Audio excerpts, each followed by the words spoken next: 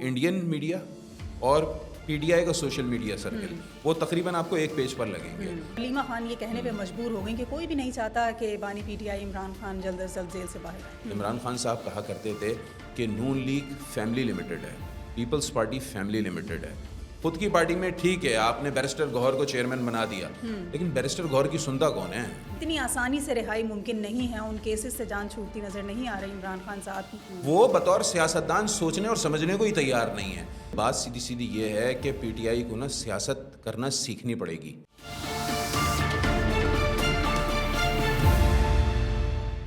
अस्सलाम वालेकुम। एंगल 360 के पॉडकास्ट में आपको कहेंगे खुश आमदीद। मैं हूँ अली आबिद। नाज़रीन, जब मैं काफ़ी छोटा था तो एक किरदार हमारे साथ जो है वो क्रिकेट खेला करता था और होता ये था कि अक्सर औक़ात वो आउट हो जाया करता था।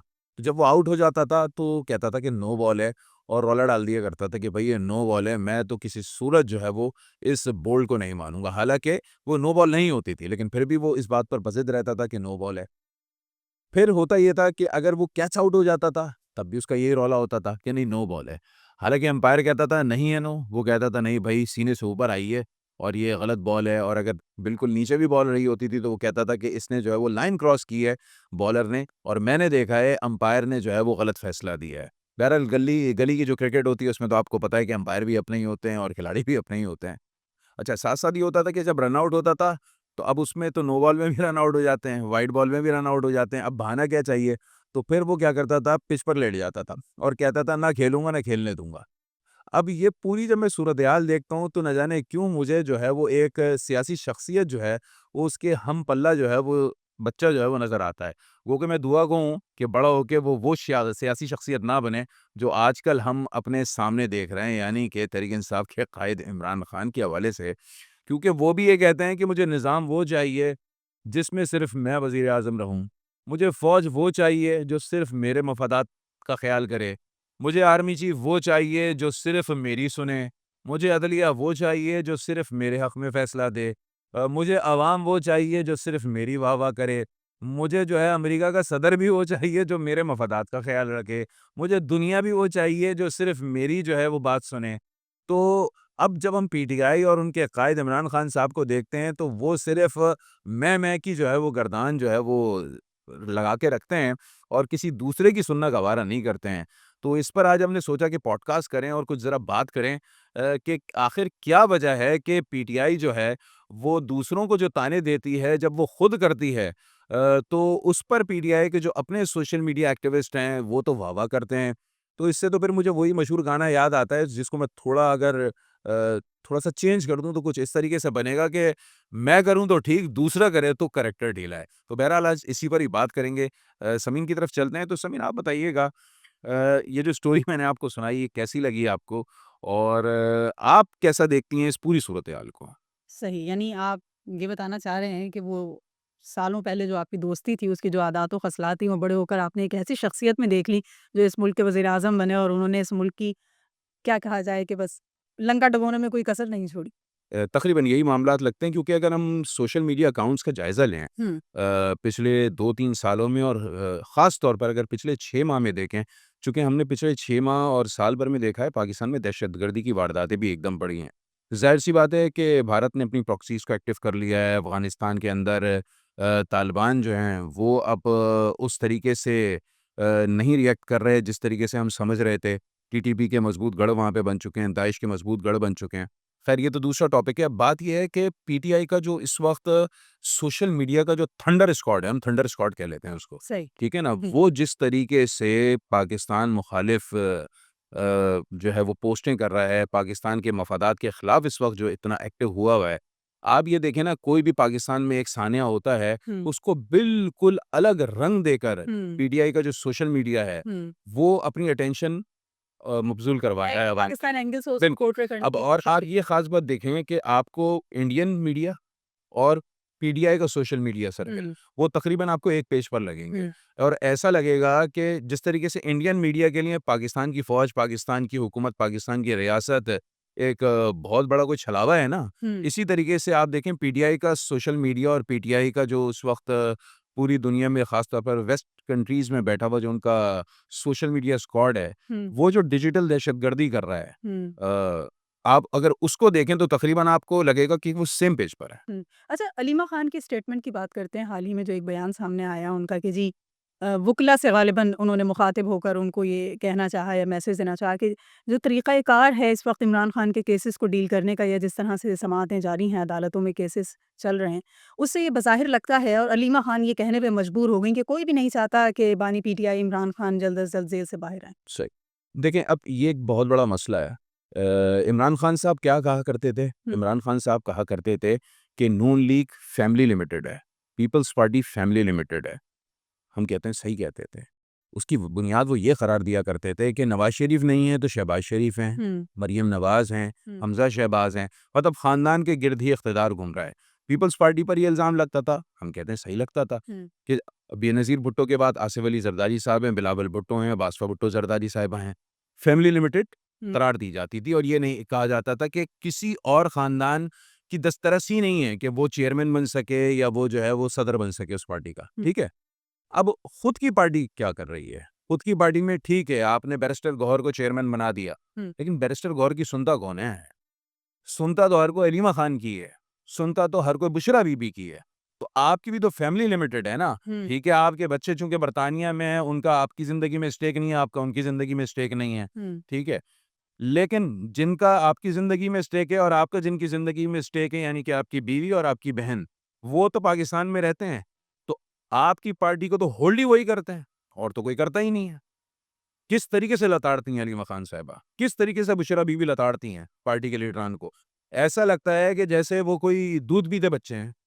उम्रें उनकी 60 प्लस हैं, लेकिन वो जिस तरीके से हाथ बाँध के बैठे रहते हैं और खड़े रहते हैं अलीमा खान साहिबा के सामने और बुशरा बीबी के सामने, तो लगता तो ये है कि वो कोई दूध पीते बच्चे हैं। या तो फैमिली लिमिटेड दूसरों को कहने वाले आज खुद उसी के ऊपर काम कर रहे हैं और आप मज़ाक ये भी आ देखें रहा है। ना, माज़ी में, अरे सब इसको भी छोड़ें, हुँ, आप माज़ी में वो एक जुमला सुना करती थी, थोड़ा ऑकवर्ड है लेकिन मैं बता देता हूँ।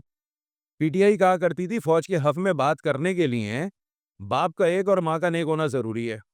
पीटीआई कहा करती थी आर्मी चीफ जो है वो कौम का बाप होता है।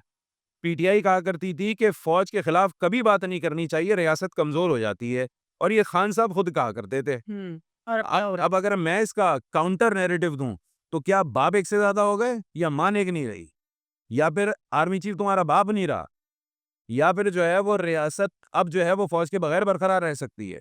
पहले या झूठे थे, अब झूठे हो। तो वो तो इनका कोई एक है ही नहीं ना स्टैंस। यू टर्न के लिए तो मशहूर है कि अपने बयानात के ऊपर कायम रहना इनकी रवाइल नहीं है और उससे घूम फिर कर आगे पीछे आ जाते हैं। लेकिन ये जो स्टेटमेंट है जिससे एक तासुर ये पैदा होता है कि शायद अब ये यकीन हो चला है खुद उनके फैमिली मेंबर्स को, इमरान खान के या अलीमा खान को, कि इतनी आसानी से रिहाई मुमकिन नहीं है। उन केसेस से जान छूटती नज़र नहीं आ रही इमरान खान साहब की, जिसको बहुत पोलाइटली लिया जा रहा था और ये समझ आ रहा था कि हमें सपोर्ट मिल जाएगी और उन तमाम तर बैरून मुल्क जो पाकिस्तानी हैं वो शायद कुछ ऐसा बाहर बैठकर पॉलिटिशियंस के साथ या हुकूमतों के साथ कुछ डील करवा देंगे कि इमरान खान के मुश्किल दिन ख़त्म हो जाएँगे और आसानी आ जाएगी। लेकिन अब बहरहाल इस बात से ये ज़ाहिर हो गया कि अलीमा खान यकीन कर चुकी हैं कि इमरान खान बाहर नहीं आने वाले। देखिए, बिल्कुल बात सीधी-सीधी ये है कि पीटीआई को ना सियासत करना सीखनी पड़ेगी। हुँ, एक तो ये बहुत बड़ा अलमिया है कि पीपल्स पार्टी के गुब्बारे में जब हवा भरी गई थी ना, वो आज तक उसी पंप की तलाश में रहते हैं कि बार-बार वही पंप मिले और वही पंप उनके गुब्बारे में ना हवा भरे। अरे भाई, एक दफ़ा आपके गुब्बारे में हवा भर दी, अब वो हवा निकल गई। आप खुद थोड़ी मेहनत करें ना, उस गुब्बारे में हवा भरने की, ठीक है? हर इक़्तिदार में जो शख्स होता है, एक न एक दिन इक़्तिदार जाना होता है। हुँ, अब मसला इमरान खान का क्या है या पीटीआई का क्या है? वो ये दावा किया करते थे कि हमारे खिलाफ कोई, हमारे अलावा कोई ऑप्शन ही नहीं है। वो ये कहा करते थे कि सिर्फ 5 साल नहीं बल्कि 10 साल और उसके बाद सदर पाकिस्तान। अब उन्होंने ज़हन ऐसा बना लिया था। हुँ, वो उस कैफ़ियत से निकलने को तैयार नहीं है। वो बतौर सियासतदान सोचने और समझने को ही तैयार नहीं है। तो सबसे बड़ा मसला ये है कि वो ये समझते हैं कि ये जो कोर्ट में केसेस चल रहे हैं बस ये एवं ही हैं, ये गुज़र जाएँगे। भई ये एवं ही नहीं है। आपको डिफेंड करना है, आपने बताना है कि ऐसा काम क्यों किया आपने। अच्छा, आप ये कह दें कि घड़ी मेरी थी, मैं जिसको चाहूँ बेचूँ। आप ये कहते हैं कि का मैंने पैसा ठीक है, इल्लीगल वे में जो है वो करवा लिया, लेकिन मैंने यूनिवर्सिटी बना ली। तो इसका मतलब है कल मैं और आप भी बरी यही बच्चे वाली बात हो गई ना, इब्तिदा में जो कहानी आपने सुनाई कि घूम फिर के मैं ना मानूं वाली बात। या ना मानो बस। बस जो मैंने कह दिया है वही तरीका दुरुस्त है, जो सामने वाला कह रहा है आप गलत कह रहे हैं, मैं दुरुस्त बात कह रहा हूँ। तो ये मिजाज पीटीआई की तबाही का सबब बन चुका है और पीटीआई तबाह और बर्बाद हो चुकी है। इसमें तो कोई दो राय ही नहीं है कि पीटीआई ने अपने आप को किस मकाम से किस मकाम पर ला खड़ा किया। और अब तो पीटीआई के वो साबिका रहनुमा जो अब पीटीआई से जो है वो मायूस हो गए हैं, वो तो फवाद चौधरी साहब क्या कहते हैं, दीगर लोग क्या कहते हैं, यही कहते हैं ना कि सियासत को सियासत के तरीके से करना चाहिए था। हुँ, आपने तसादुम की पॉलिसी इख्तियार की। देखें, इख्तिलाफ हर किसी से होता है। इख्तिलाफ होता है तो तनकीद होती है, तनकीद बराए तामीर होती है। हुँ। तनकीद बराए तनकीद भी अगर हो जाती है तो उसमें भी कोशिश की जाती है कि थोड़ी तामीर का पहलू रखा जाए। यहाँ तो तनकीद है ही नहीं, यहाँ तो तज़ीक है।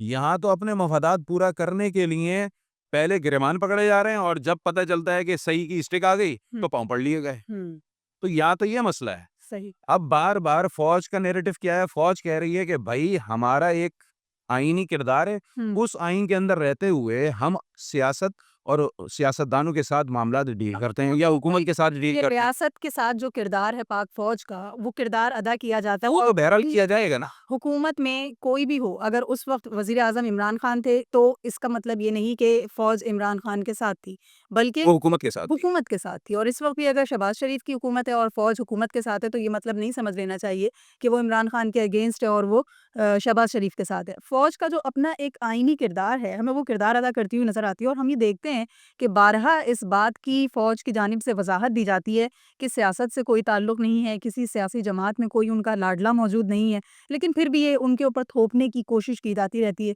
कि फ़ौज अगर चाहे तो इमरान खान बआसानी बाहर आ बिल्कुल। जाएँगे। नहीं, देखिए एक चीज़ और भी बड़ी हमें समझनी पड़ेगी।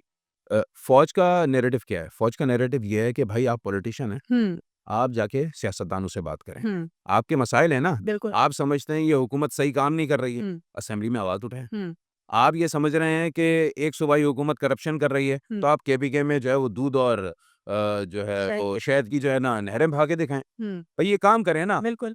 आपने तनकीद करनी है, तनकीद करें, असेंबली का फ्लोर मौजूद है। आप हुकूमत को लकाड़ें, बताएँ कि भाई यहाँ पे तुमने करप्शन की है, यहाँ पे तुमने गलत काम किया है। देखो हमने पेशावर में क्या कर दिया, हमने आईफल टावर बना दिया पेशावर में, या हमने जो है वो दुनिया की पीआरटी टॉलेस्ट बिल्डिंग बना दी, या हमने पता नहीं दुनिया के इतने बड़े-बड़े सरमायाकार हैं, उनको जो है वहाँ पर बिठा दिया, 5-6 अरब डॉलर या 10 अरब डॉलर की उन्होंने सरमायाकारी कर दी। आप इससे साबित करें ना। हुँ, साबित करने के लिए और तनकीद करने के लिए अपने आप को मॉडल बनाएँ। अब मॉडल तो आपने कुछ और क्रिएट किया हुआ है। आपने सारी तवानाइयाँ सर्फ़ किस चीज़ पर कर रखी हैं कि हमारा लीडर जो है वो बस बाहर आ जाए। हुँ। और हमारा लीडर ऐसे बाहर आए कि हमारा लीडर तमाम आईनी और कानूनी मामलात को एक तरफ रखा जाए और हमारा लीडर बाहर आ जाए। एक नए तरीक़ा-ए-कार से कोई एक नया ऐसा रास्ता निकाला जाए कि जिसमें आइन और कानून को मद्देनज़र ना रखे जाए, बल्कि उनसे किनारा-कशी इख्तियार से रखते हुए खान साहब को किसी न किसी तरह सलाखों से बाहर निकाल दिया जाए, जो मुमकिन होता हुआ नज़र नहीं आ रहा। बहुत शुक्रिया अली, आपने बहुत अच्छी डिस्कशन की और हमारा मकसद भी ये था आज की इस डिस्कशन का कि जो बयानात अब इन पार्टी रहनुमाओं की जानिब से या इमरान खान के अहल खाना की जानिब से सामने आने शुरू हो चुके हैं, इससे ये वाज़ेह हो चुका है कि इस शिकस्त को तस्लीम कर लिया गया है और जो कानूनी फ़ैसले हैं, जो अदलिया के फ़ैसले हैं, उसको अब ये कोशिश की जा रही है उस पर एतबार करने की कि इन फ़ैसलों के मुताबिक ही जितनी सज़ाएँ दी गई हैं, वो सज़ाएँ पूरी की जाएँगी और कहीं से कोई ऐसा रास्ता निकलता नज़र नहीं आ रहा कि जिससे इमरान खान को बआसानी जेल से बाहर निकाला जा सके। मुझे और अली आबिद को इजाज़त दीजिए। धन्यवाद। अल्लाह हाफ़िज़।